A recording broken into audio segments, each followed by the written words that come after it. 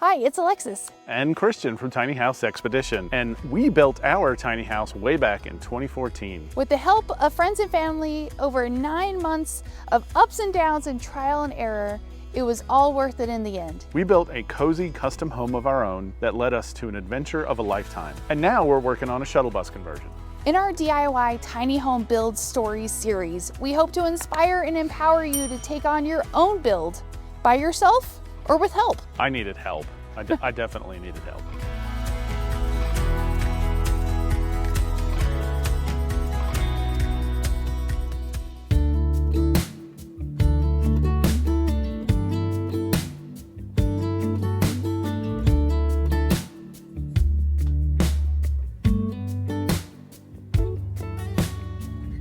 Hi, I'm Kristie. This is my tiny house, and I'm in northern Colorado.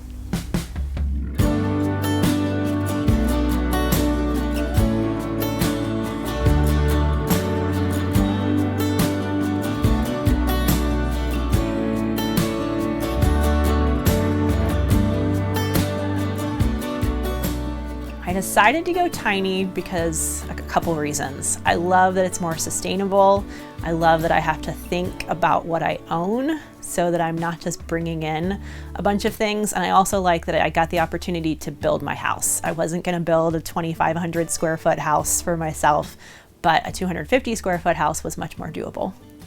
So when I finally found a place to build about 3 years ago, I bought a shell from Rocky Mountain Tiny Houses. So it had the 4 walls, the floor, and the roof, and then I finished the rest of it myself. I decided to build it myself for a couple of reasons. Number one was cost. I talked to a couple of tiny house builders and just knew that I wasn't going to be able to afford what it was for them to build it. And also, I've always wanted to build my own house. It just sounded like a neat life goal to say, I built my house, and it took me almost exactly a year. So I got the shell at the end of November 1 year and finished almost a week early of 1 year from when I got the shell.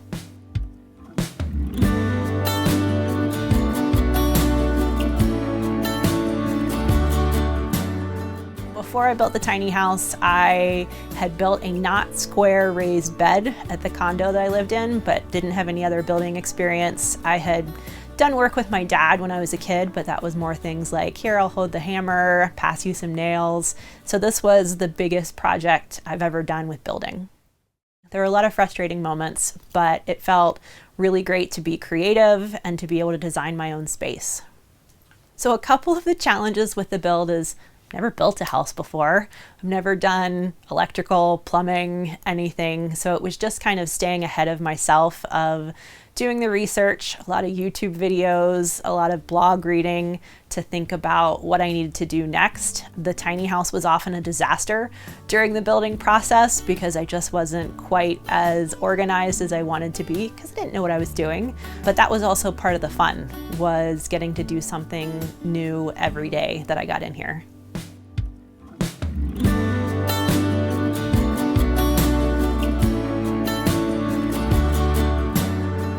So my bathtub was a big frustration because I used a water trough, which I love. I don't actually take baths, but I liked the look of it and the aesthetic of it, so I wanted to use it. But being able to get the drain in probably took a full week worth of work to get it in. And also the bathtub I have now is the second iteration because the first one just didn't work out. And I really wanted to do this beetle kill blue stained pine as the surround. So this was one of the longest kind of individual projects in the interior of the tiny house. Sanding it down, polyurethaning it, and then putting it up in the bathroom. But I love the feel I get in the shower. And then I did a surround for the bathtub, so I didn't have to have a curtain the whole way around. And then I just needed to have one curtain for it.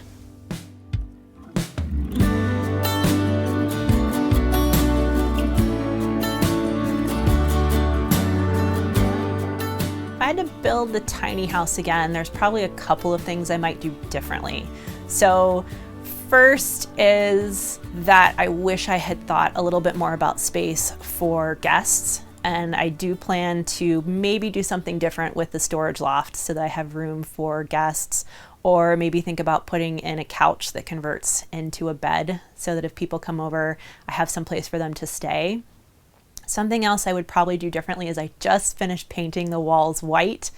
I wish I had done that from the start. It would have been a lot easier before I had furniture in here, but that's something I've already done differently. But I often say if there were one thing I would do differently, that would be it, because it was a bigger pain to paint it now than it would have been when I was building it.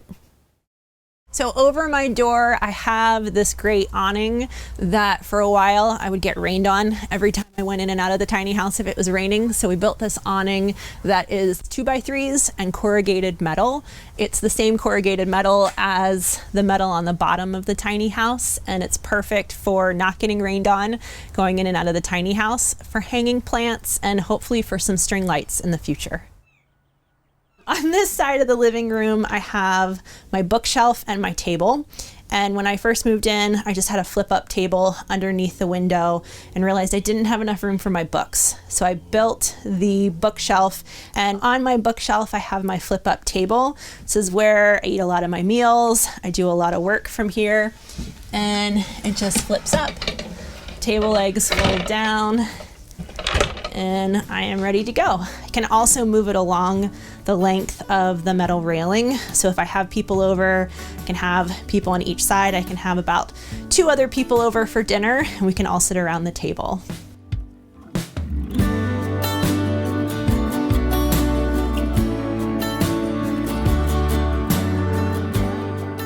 There's a few pieces of advice I give to people who want to build their own tiny house. Number 1, just do it.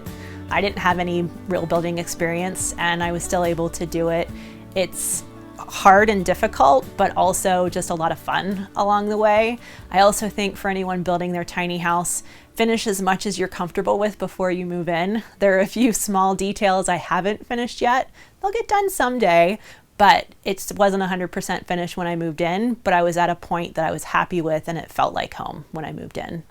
I think additional advice would be to definitely look at the end product to know you're going to have a tiny house at the end, but maybe not see it as that huge of a project and say, okay, first I need to get electrical done, then I need to get plumbing, then I need, and kind of break it down into the smaller bits and pieces and focus on those each one at a time. Because there were certainly times when I would look at something I did and say, oh, I finished putting up the shiplap, but I have this to go, this to go, this to go, this to go. And I would just kind of have a running list in my head that made it seem more overwhelming than it actually was, because you just kind of take one step at a time and you get it done. But if I had maybe not quite constantly been thinking, here's next, here's next, here's next, it wouldn't have felt as overwhelming at the beginning.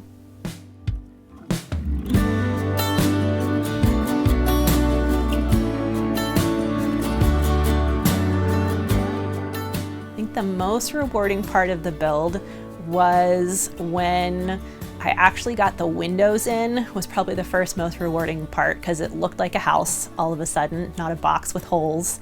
And then the first day that I moved in and actually slept in the house that I built was an incredible feeling. I think something that I really learned was just how self-sufficient I can be.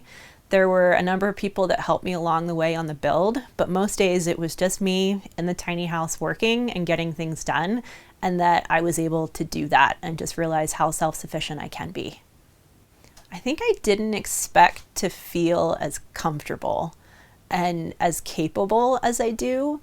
So I've had a few issues with things that obviously I didn't know what I was doing. So for example, I forgot to cement one of the pipes, my drain pipe for my kitchen, and it flooded a little bit one day, but I was kind of like, that's fine. I can handle this. I can take care of it because I know what I did wrong. I know how to fix it, and I just know how to take care of it. And so I did. It feels pretty amazing to know that you can take care of things. I think it's definitely changed some of the way that I look at my future of what do I want to do in life. I kind of feel like sometimes I tell people I build a house, I can do whatever I want to do. I can reach any of the goals. I felt like for a long time this was a huge life goal of I want to build a tiny house, I want to live tiny, and now I can ask myself, what's next? I don't have the answer to that yet, but I know that whatever it is, I can figure it out.